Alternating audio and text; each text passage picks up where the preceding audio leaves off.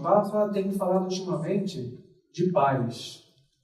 E por coincidência ou providência, como vocês quiserem chamar, a primeira mensagem transmitida de um Papa na TV, nessa mesma ocasião, ele falava sobre as mesmas coisas. Ou seja, o mesmo conteúdo, só que hoje nós falamos de canais diferentes. Então vamos aqui.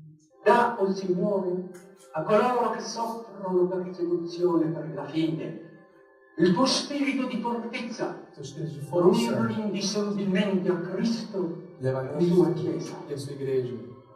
Desta nelle anime di coloro che si chiamano Padre la fame e la sete della giustizia sociale e della carità fraterna nelle opere e nella verità. Dà o Signore la pace ai nostri giorni, pace alle anime, paz às almas, pace alle famiglie, às famílias, pace alla patria, paz à pátria, pace alle nazioni. Para todas as nações. E aí, nós temos o Papa Francisco, que ele está, exatamente, essa é uma pintura que foi encontrada, que foi feita em uma das ruas muito próxima ao Vaticano, que se tornou um fenômeno, depois virou até camiseta, né? Mostrando o Papa como um super-homem. Na realidade, esse super-homem, ele vem representado pelos valores que o Papa traz. Então, vamos falar um pouquinho da reforma, que o Papa Francisco ele inicia uma reforma, quer dizer, dá continuidade a uma reforma que já parte desde Jesus Cristo. Ou seja, desde que Jesus Cristo fundou a igreja, nós estamos em constante reforma, né? Só que o Papa Francisco, ele, de acordo com o seu tempo, ele também faz prática dessa reforma, ele continua. E aí, o Papa diz exatamente o seguinte: a reforma não é simplesmente você enfraquecer ou embranquecer alguns momentos, mas é você fazer algo novo. E nesse algo novo, a gente tem exatamente o Papa mostrando que na comunicação como vai ser. Ou seja, o seu pontificado, o seu governo, já vai ser uma mudança. Porque é a primeira vez que, não somente, a única vez que nós, antes do Papa Francisco, que tivemos um improviso, foi com João Paulo II. Ele disse: os senhores cardeais escolheram um Papa do fim do mundo. Pode imaginar que na Polônia, ali 2 horas de voo, você já está na Polônia e o Papa disse que escolheram um Papa do fim do mundo. Né? Francisco Bergoglio, quando ele foi escolhido, ele já aparece na varanda de improviso dizendo: Buonasera. Jamais um Papa tinha dito boa noite. Como hoje é característica dele também dizer todos os domingos, bom pranzo, bom almoço, buona domenica, ou seja, bom giorno. É um Papa que traz a comunicação, o modo de falar, cada vez mais se aproximando das pessoas.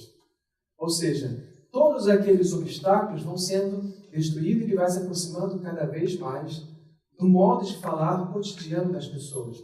Isso que é o grande lance do Papa, porque quando ele faz isso, obviamente que ele não faz isso programado, é o seu estilo, ele antes de dar a bênção ao povo, antes de dar a bênção às pessoas, ele chega até mais próximo à sacada e pede: rezem por mim, e se inclina. Nesse momento, nós percebemos que muita coisa ia mudar, sobretudo na comunicação. Ou seja, o seu estilo, falava há uns dias atrás aqui com os nossos amigos, desculpa o microfone, porque é a primeira vez que eu estou usando o microfone aqui desse jeito.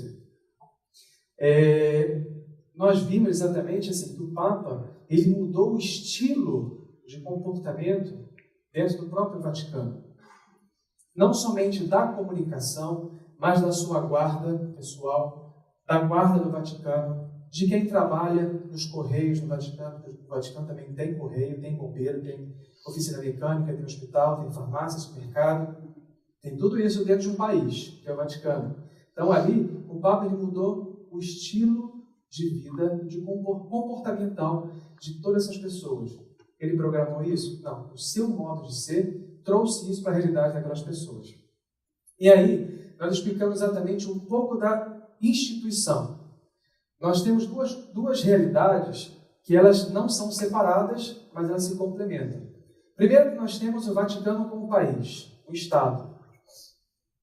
E ali nós temos a palavra dicastérios. O que seria um dicastério? Dicastérios seriam os nossos ministérios.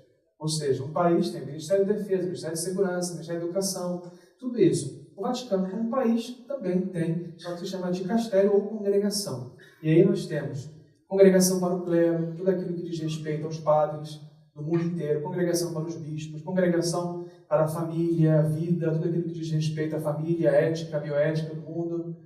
E tem o dicastério da comunicação, que foi criado pelo Papa Francisco. Que nós vamos entender um pouquinho mais como funciona a estrutura do dicastério da comunicação. E ao invés de chamar ministro, como nós conhecemos aqui no Brasil, nós chamamos de prefeito. Ele é o responsável por esse ministério. É o cabeça, vamos dizer assim, é aquele que tem contato direto com o principal, que é o Papa.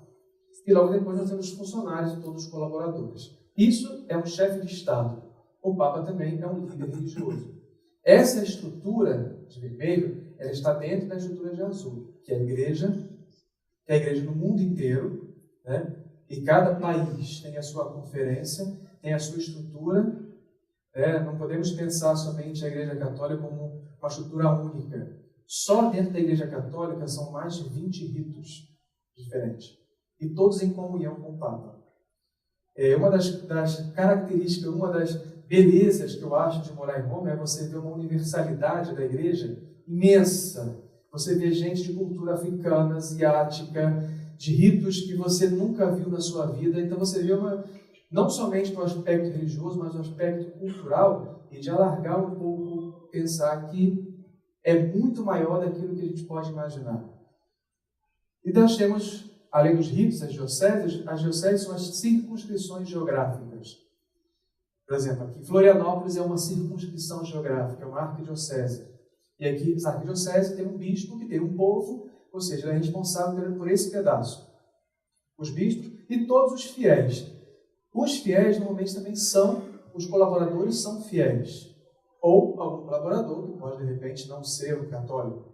Nós temos em vários lugares no Rio de Janeiro, nós temos pessoas que trabalham conosco que não são católicos, que ou não professam nenhum credo, ou é de uma religião, de um credo diferente, mas é um profissional que trabalha conosco.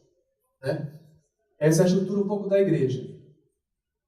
Entrando propriamente dentro da reforma, esse é o C9. O que é o C9? O C9 é um grupo de cardeais criado pelo Papa, que é um grupo para ajudar o Papa a estudar como serão feitas as reformas da Cúria. E as reformas da Cúria é a reforma de tudo aquilo que precisa ser feito dentro do Estado do Vaticano e, consequentemente, com um reflexo imediato na Igreja no mundo inteiro. E aqui nós temos 9 cardeais, e esses cardeais de diversas realidades, de diversas igrejas no mundo. Estados Unidos, África, América do Sul, França, outras partes da Ásia, com realidades de igrejas, visões diferentes, para ajudar a pensar e refletir como ser feito. E a partir daí é que nós começamos a entrar propriamente na comunicação. Gente, eu sei que a estrutura da igreja é um pouco complicada, algumas coisas, alguns nomes, mas a gente deixa para depois. Quem quiser, mesmo que a gente não consiga responder depois aqui, meu contato vai estar ali e vamos trocar informações. Estou disponível para responder o que for preciso, tá? Não vamos sair com dúvidas, não. O porquê e quando começamos realmente a pensar a estrutura da reforma da comunicação da Santa Sé. Simplesmente porque é para acompanhar o tempo? Obviamente que isso colabora muito, mas principalmente por 2 motivos principais. Primeiro, o rigor e transparência econômica e convergência das mídias. Nós tínhamos no Vaticano, ainda temos essas estruturas, Rádio Vaticana, sala de imprensa, editora, serviço fotográfico, sala de imprensa, mais? Tinha o Pontifício Conselho, que é a parte de conteúdos, que hoje não existe mais, é o único que não existe, e outros órgãos, todos eles comunicavam que esse copo é roxo, ao mesmo tempo, só que todos fazendo serviços separados. Ninguém se comunicava entre si. Ou seja, todos falavam a mesma coisa, mas não se falavam. E isso gerava não somente um contra-testemunho de uma instituição, você trabalhando em comunicação dentro da igreja, que as pessoas não se comunicam, ou seja, não trabalham juntas, além de perda de tempo, é principalmente econômico. Cada estrutura custava muita coisa. E a necessidade da convergência das mídias. Essa é uma realidade que todos nós vivenciamos, todas as instituições. E uma outra coisa interessante é o segundo aspecto. A igreja, diante de algum momento, ela precisou aprender a comunicar algumas realidades, algumas dificuldades, que foram os casos do Vatilix e da pedofilia. Vocês, obviamente, que lembram, no período do Papa Bento XVI, 2 grandes escândalos que aconteceram na Irlanda e em Boston, que foram os casos de pedofilia. E a partir dali se teve a lei Tolerância Zero. Porém, além de trabalhar a questão da punição, além de trabalhar a questão da correção e de evitar esses absurdos humanos, né, essas catástrofes, a igreja precisava aprender de forma, o Vaticano sobretudo, como dar uma resposta aos meios de comunicação e à sociedade. Como aprender a dar uma resposta eficaz. E a partir daí, essas foram as grandes necessidades da igreja de começar a pensar a reforma da comunicação, do dicastério da comunicação. É a partir desse momento em que a igreja começa realmente a refletir e ajudar os chefes, vamos dizer assim, os responsáveis, são os bispos das dioceses do mundo inteiro, dos responsáveis de todos os ministérios do Vaticano, como poderiam dar uma resposta coerente e uma resposta eficaz a essas grandes dificuldades, chagas da igreja e esses grandes desafios. E aí, nós temos a estrutura de como foi montado o processo do dicastério da comunicação.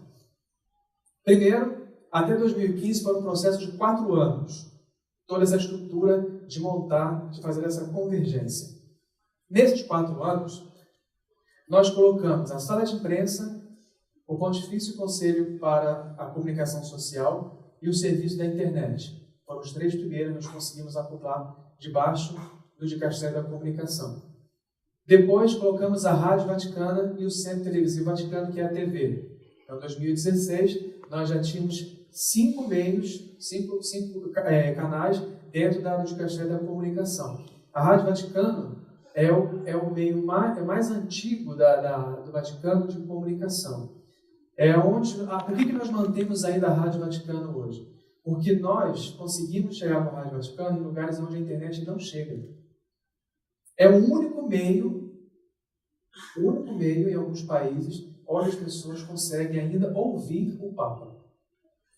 Então, por isso que nós mantemos, porque existem lugares, por exemplo, muito difíceis de chegar na África, na Ásia, em que nós conseguimos chegar com a Rádio Vaticana. Por isso nós mantemos ainda, hoje a Rádio Vaticana ela são 8 línguas oficiais, são 9 línguas contando com o latim, oficiais do Vaticano, em que todos os textos são traduzidos. Mas para a Rádio Vaticana, desde o início, nós tínhamos aproximadamente 54 línguas. Ou seja, são 54, hoje nós somos 40, aproximadamente 42 línguas, 42 redações. Cada redação são aproximadamente 3 pessoas que trabalham. A redação brasileira é uma das maiores, somos 13 pessoas que trabalham com a língua portuguesa, que hoje não se chama mais Brasil, mas redação portuguesa. Embora sejam divididos Brasil, Portugal e África, nós temos no Brasil 13, nós somos o cargo principal e todos os outros que colaboram também conosco na língua portuguesa. O Observatório Romano, que é o jornal, Leve, que é a editora, o serviço fotográfico e a tipografia. Conseguimos colocar todos os canais dentro do dicastério e aqui nós colocamos a consolidação institucional logística. A partir daí nós começamos a estruturar, depois que tudo estava no seu devido lugar, nesses pilastros. Era um plano de 4 anos, um consolidamento econômico, ou seja, diminuir custos, e cortar aonde tinham gastos desnecessários, uma reorganização de pessoal. Isso foi muito legal.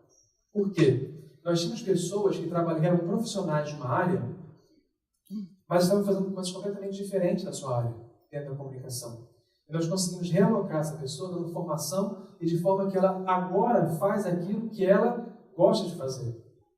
Ou seja, não somente uma relocação, mas também um crescimento de qualidade de serviço porque a pessoa está fazendo o que gosta. E isso, claro, isso vai acontecendo passo a passo e que nós vamos descobrindo os mais de 700 colaboradores que trabalham conosco só na comunicação. Consolidamento tecnológico, todo o Vaticano é ligado com fibra ótica, toda a estrutura e a nova estratégia comunicativa. Aqui é que começa realmente o nosso trabalho.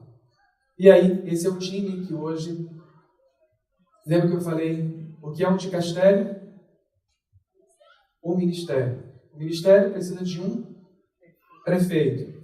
O prefeito, normalmente, em toda a estrutura do Vaticano, de todos os ministérios, normalmente é um bispo ou um cardeal. No da comunicação, nós temos um professor, que foi diretor da TV 2000, da italiana. E ele é o prefeito responsável pela comunicação. O secretário e todos os colaboradores da diretoria. Né? E aqui são aqueles que trabalham, que são os que têm mais contato na parte de estratégia. Então, os outros colaboradores, nós estamos aqui. Eu acho que eu devo estar aqui. Ó. Ou se não for, talvez aqui assim. E aí, entendendo então, depois dessa estratégia, essas duas novas marcas do Vaticano, da comunicação do Vaticano, o Vatican News e o Vatican Media. O Vatican News é tudo aquilo que diz respeito a conteúdo e às redes sociais. Nós temos o site, que são ali mais ou menos 40 e poucas línguas, em que tudo é traduzido naquelas línguas para aquele povo que possa acessar o site e tudo aquilo que é conteúdo dentro das redes sociais. Já o Vatican Media é tudo aquilo que é produção de conteúdo e documentários, vídeo, rádio, tudo aquilo que diz respeito à produção de imagens também dentro do Vaticano. Tudo isso daqui foi feito, essas duas, justamente para dar uma uniformidade no nosso trabalho e, consequentemente, na nossa gestão. E aí, no meio dessa transformação toda, né, a gente já ouviu muita coisa falar que o Papa fala uma coisa e a Igreja fala outra. Ou o Papa fala alguma coisa contrária que a Igreja faz, ou a Igreja não quer seguir o Papa. Enfim, existe uma oposição ou uma complementariedade daquilo que o Papa fala e a Igreja fala. Ou seja, o Papa fala uma coisa e a Igreja está falando outra? Ou a Igreja no mundo está falando uma coisa e o Papa está seguindo outro caminho? São realidades que muitas das vezes nós nos questionamos muito porque nós recebemos essas perguntas constantemente. Nós constantemente somos atacados em relação nas redes sociais, nos e-mails que nós recebemos, de que o Papa fala uma coisa e a Igreja não está acompanhando. Ou existe uma luta entre... Porém, isso tudo nos mostra o seguinte: não existe uma oposição entre o Papa e a Igreja. Até porque a nossa estrutura, uma das coisas que nós, como trabalhamos numa instituição, e aí a gente entende a Igreja também, não somente como um aspecto religioso, mas uma instituição que tem voz, é conhecer a raiz da sua instituição.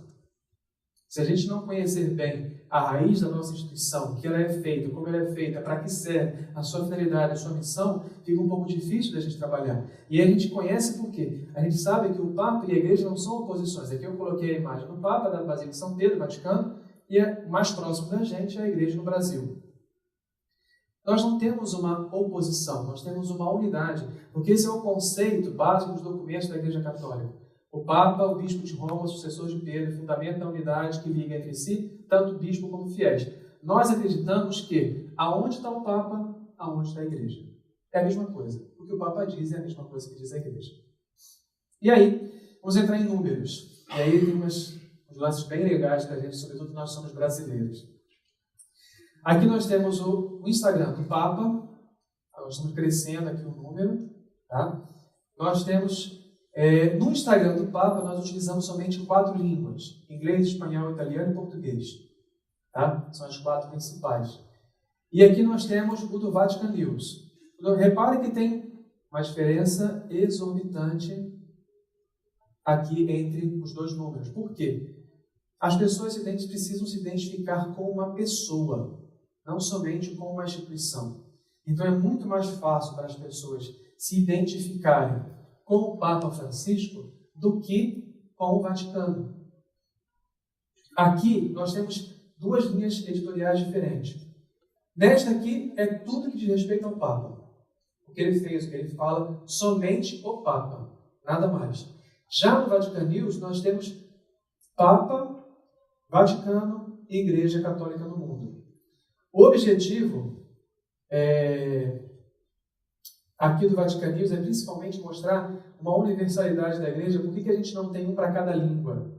A gente poderia ter um Vatican News, um Instagram do Vatican News para cada língua, português, espanhol, mas nós queremos dar uma universalidade no sentido de mostrar a Igreja no mundo inteiro, não somente a Igreja restrita no Brasil. Seria muito mais fácil para a gente. Até porque, e aí nós temos que comemorar bastante, entre os países que mais têm acesso às redes do Vaticano, o Brasil tem em primeiro lugar. Depois Estados Unidos e Itália. De cidades, Roma, a cidade de Panamá, São Paulo, Santiago e Fortaleza.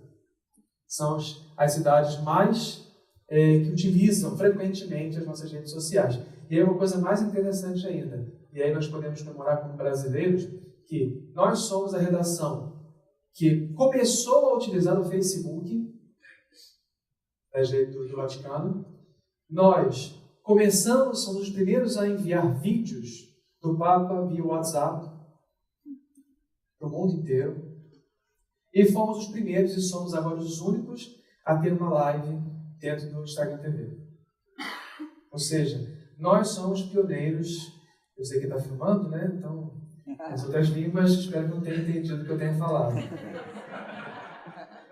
Nós somos os primeiros em muitas coisas, mostrando assim, que o Brasil, não somente por uma vaidade, obviamente, claro, não é isso, mas é para mostrar que, assim, nós realmente estamos muito dentro dessa realidade. É muito diferente de uma pessoa que está, de repente, numa Letônia, onde eles abrem uma conta e fazem um post uma vez por mês, ou uma vez por ano. Então, quando uma vez conversando com um dos diretores, eu falava que precisamos olhar com muita atenção para a América do Sul, porque com muito cuidado, carinho, porque nós não temos a mesma realidade dos países do leste europeu e nem da Europa. O próprio italiano, quando ele usa a rede social, ele usa mais para contato, ele não usa muito para movimentar a rede social, é muito diferente de nós. Quantos aqui já postaram várias fotos dos momentos, no grupo de WhatsApp lá das redes, eram fotos de selfie, que o André era o rei do selfie, enfim. Nós somos ativos nesse mundo, e por isso o Brasil está em primeiro lugar. Como eu falei, nós temos 4 línguas oficiais, para esse critério de universalidade, e aí nós temos o Twitter do Papa. Em primeiro lugar, como é feito o Twitter do Papa? Ele mesmo escreve no Twitter. Tá? Muita gente fala, mas o Papa tem seus assessores que escrevem no Twitter. Não, é ele mesmo que escreve o seu Twitter. Claro que não é ele quem publica, porque ele teria que falar 9 línguas. Não sei quantas ele fala, mas... Enfim, nós temos uma sinergia muito grande com a Secretaria de Estado. O Twitter é responsabilidade nossa. Nós somos responsáveis pelo Twitter do Papa. Ele escreve.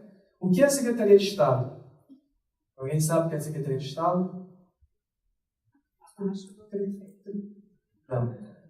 Secretaria de Estado seria abaixo do Papa. O número 2, tem o Secretário de Estado, que seria para a gente, vamos dizer assim, a Casa Civil.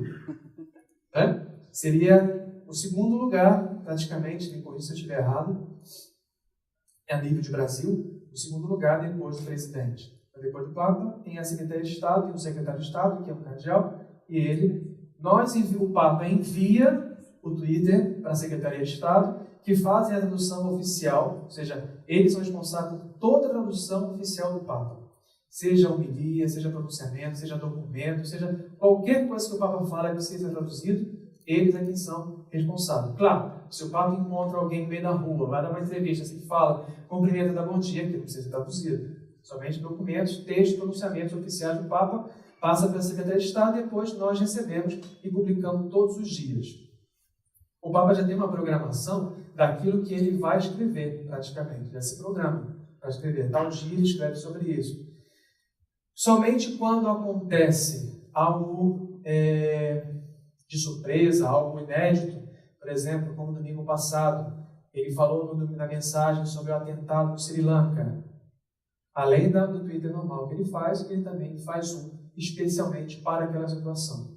Porque as pessoas hoje em dia esperam essa mensagem do Papa. E nós temos aproximadamente, por semana, 220 mil pessoas que entram, curtem e movimentam a nossa conta do Pontifex, que é o Instagram do Papa.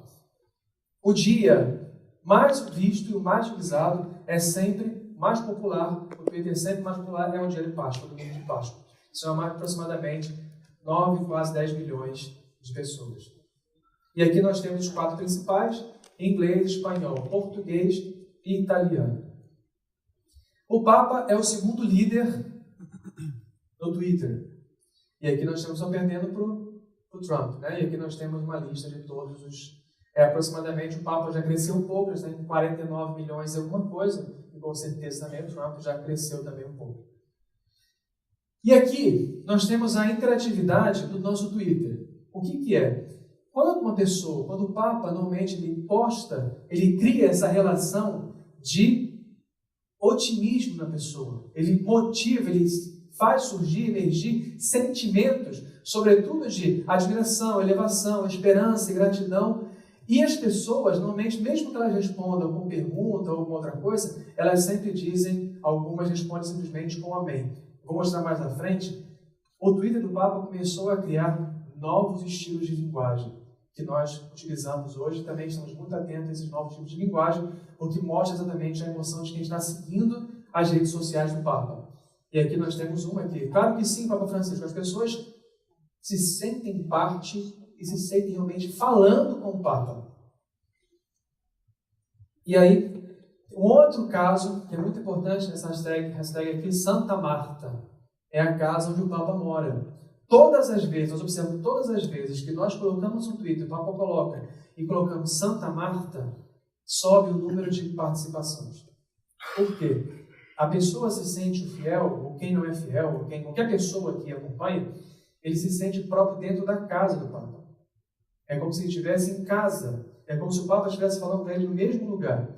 Então, nós sentimos essa interatividade nas respostas que nós recebemos das pessoas que participam, das pessoas que curtem, compartilham, respondem, enfim. A palavra Santa Marta é um fator muito grande para que as pessoas se sintam próximas do Papa. E esse é o objetivo do nosso Twitter.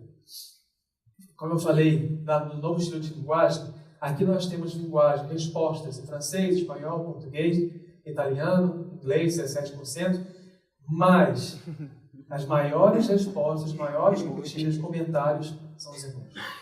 61%. Ou seja, é uma nova linguagem que nós estamos vivendo agora. Então, a partir daqui, e praticamente esse azul é sempre muito positivo. Não sei vocês, mas eu já escutei muitas pessoas falando que eu amo esse Papa. Eu já escutei até um pastor da minha rua, onde meus pais moram, que de uma igreja pentecostal, dizia: o nosso Papa é muito bom, né?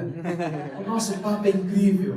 Ou pessoas que não professam uma religião: o nosso Papa Francisco é um cara incrível. Então, assim, todas essas pessoas estão categorizadas dentro dessa margem, que demonstram sua emoção pela forma que o Papa é.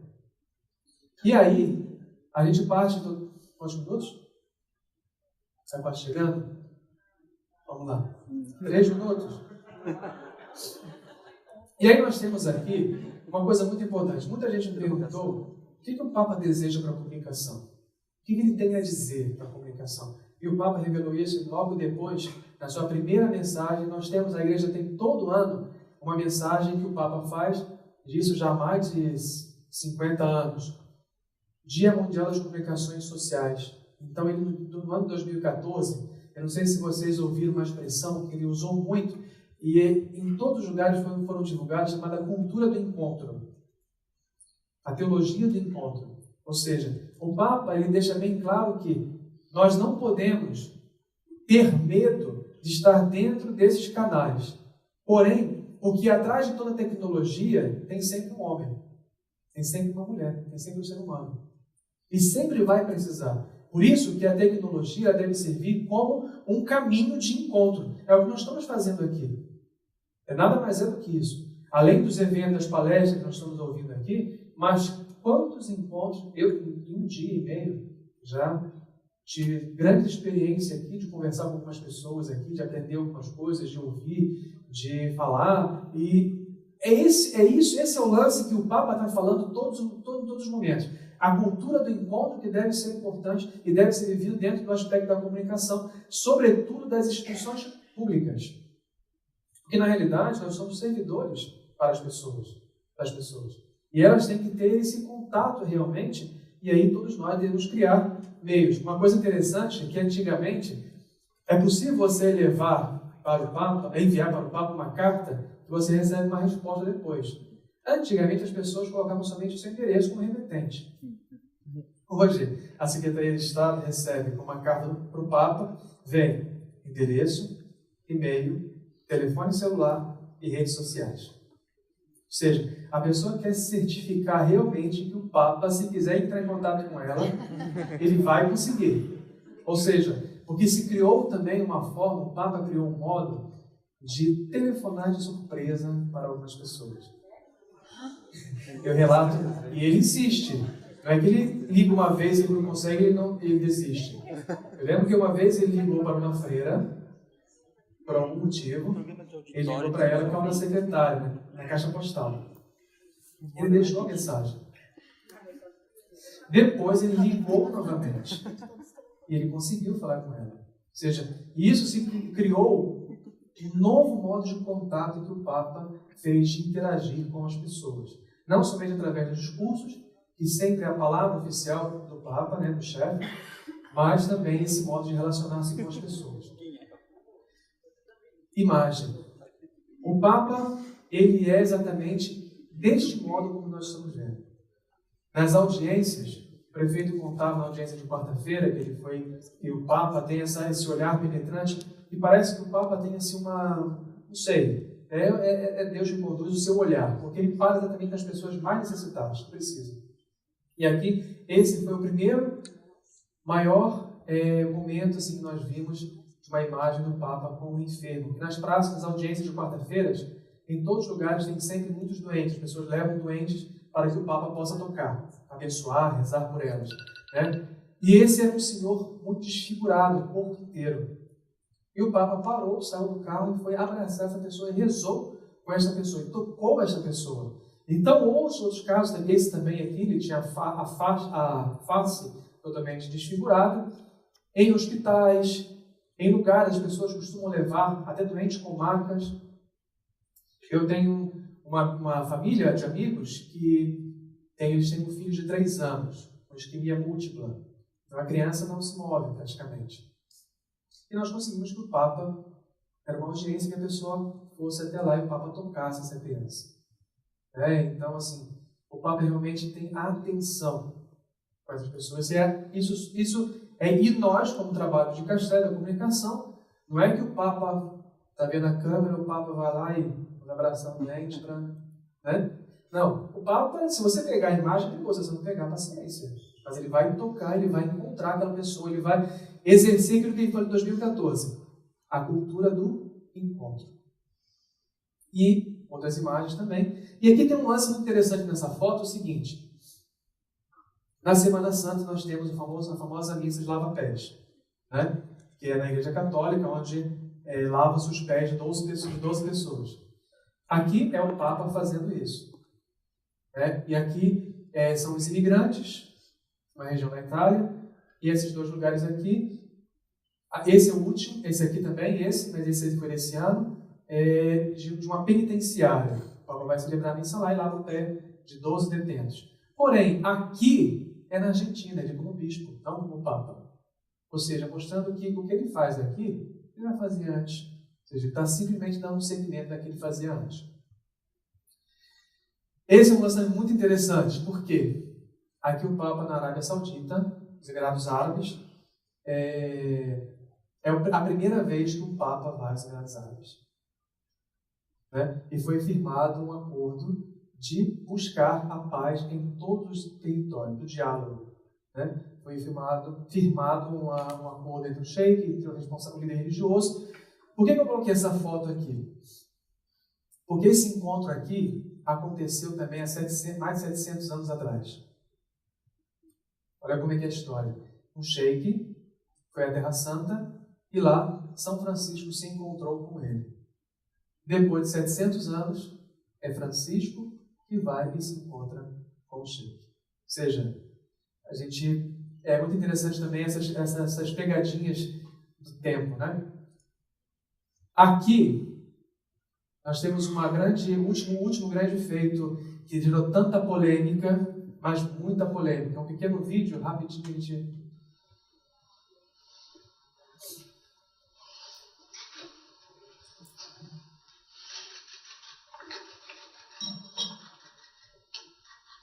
Isso é na Santa Marta, na casa Santa Marta onde ele mora.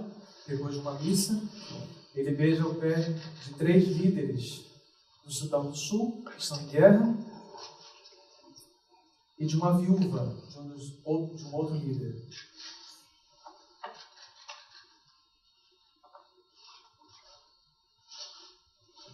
E nós recebemos ataques e elogios dessas duas vertentes, né?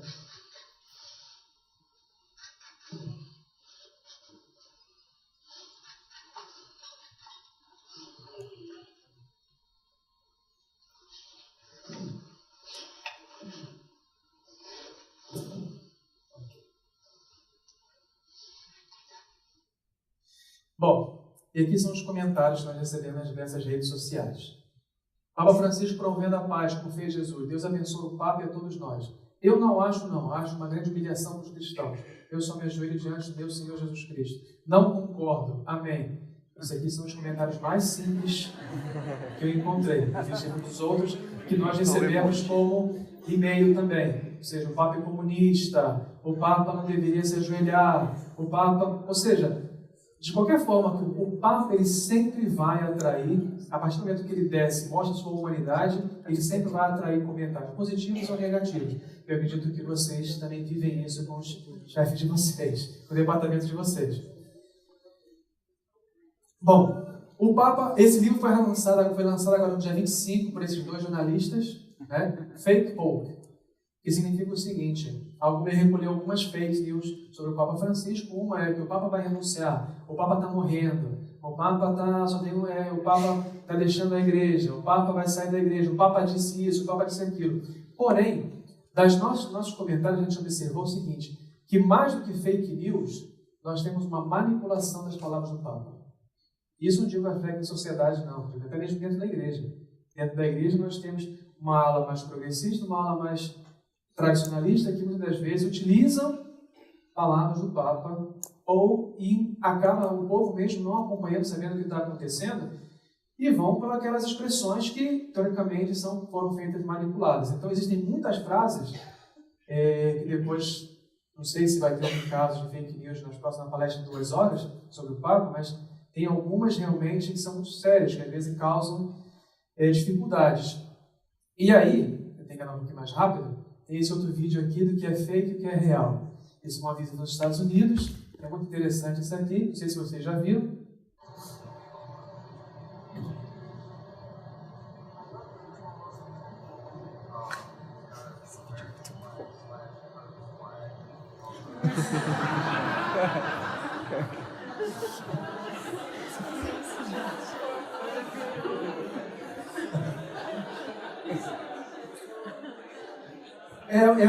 O que nós recebemos de casos, de informações, de perguntas, como que o Papa pode ter feito isso? Não, e detalhes que algumas escreveram assim, nossa, o Papa é 10, ele conseguiu fazer isso. Não só alguns questionaram como ele fez, mas como ele conseguiu fazer isso. Né? Então existem muitas manipulações da imagem das palavras do Papa. E aí nós contamos, para responder a tudo isso, os meios oficiais da igreja, né, a sala de imprensa, as canil, e o site oficial do Vaticano também. E aqui eu coloquei exemplo de algumas agências de comunicação católicas. né? A Leteia, a WCN, que é americana, Catholic Bytes também é americana, Roman Reports também é americana, isso aqui é asiático, a CIR, a Venire, que é italiana, a CIR Digital, que é espanhola, Canção Nova, que é brasileira. E nós temos um fator... Acabou, cara de triste, mas vou terminar, tá? Tá no fim. Nós temos no Brasil algo que nenhum outro país tem, que é a PASCOM, Pastoral da Comunicação no Brasil. É um órgão criado pela Igreja no Brasil que não recebe, mas tem colaboradores das diversas paróquias. Aí você pode imaginar quantas paróquias tem no Brasil. Praticamente toda paróquia tem um agente da PASCOM. E não somente como multiplicador, mas ele é responsável por ajudar as pessoas a entrar e a viver dentro desse mundo novo da comunicação, esse mundo acelerado. Ele é responsável de trazer para aquele lugar, ajudar na comunicação daquela diocese, daquela cidade, mas também a estar presente e multiplicando e sendo realmente esses pontos de redes em todo o Brasil. E nós recebemos muitas informações do Vaticano através dos agentes da PASCOM. São todos voluntários que recebem também uma formação para ajudar. É o único lugar no mundo que nós temos na igreja, é a PASCOM, é aqui no Brasil. E aí, terminando, o que o Papa... Eu lembro uma frase que o Papa falou, agora no ano passado, quando ele terminou o encontro em outubro, Não, em outubro, esse ano, em fevereiro, terminou o encontro sobre a proteção de menores. É um encontro muito importante, que a proteção dele é jornalista a cada 2 metros quadrados do jornalista ali. E o Papa, ao concluir esse encontro, uma semana de estudo, de trabalho para como a igreja pode ser mais eficiente ainda contra os crimes de pedofilia contra os menores, o Papa agradeceu principalmente aos jornalistas que fizeram um bom trabalho ao denunciar e ajudar realmente a combater isso, os que fizeram um trabalho sério. Né? E o Papa, ao colocar essa imagem aqui, ele sempre fala, de um lado ele critica as pessoas que utilizam da comunicação de uma forma errada, né? Colaborando até para uma inverdade, uma meia-verdade, e o Papa sempre elogia e pede às pessoas que cada vez mais possamos também fazer um trabalho coerente, verdadeiro, de ética, e também ajudar as pessoas numa comunicação também de paz.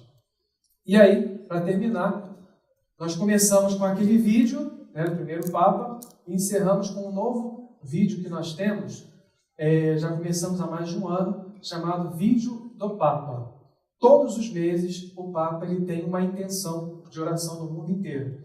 Então, nós multiplicamos essas intenções, esses vídeos, e passamos para o mundo inteiro. Então, todo mês, o Papa ele tem um vídeo.